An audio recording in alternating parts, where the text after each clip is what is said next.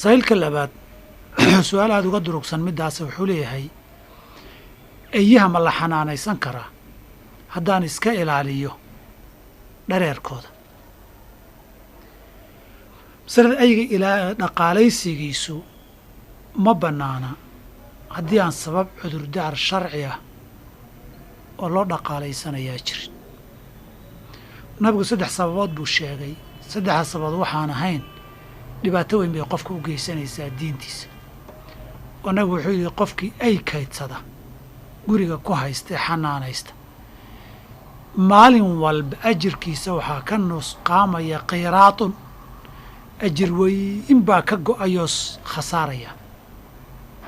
riwaayadka qaarkoodna qiraatayni 2 qiraad bay ka dhigayaan. waxaa kaloo ku dhacaysa inaynan malaa'igtu soo gelin gurigiisa.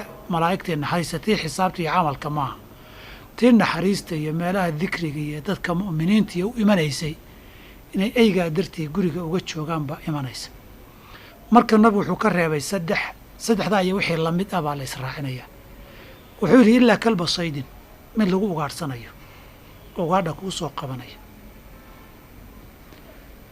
aw zarcin mid beerta ilaalinaya oo beerta ku waardiyeynaya, aw maashiyatin mid xoolaha ku ilaalinayood xayawaanaadkan xoolaha dila kaga ilaashanayso.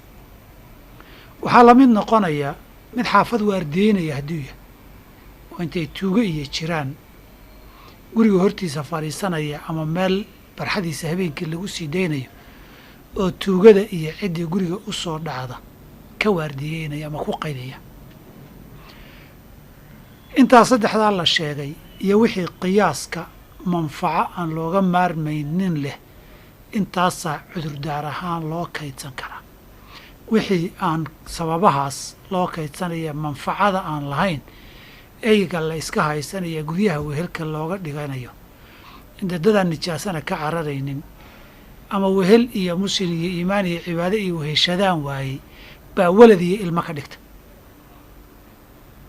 marka ma bannaana, ajirkaa iyo diintaada wax badan buu dhimayaa.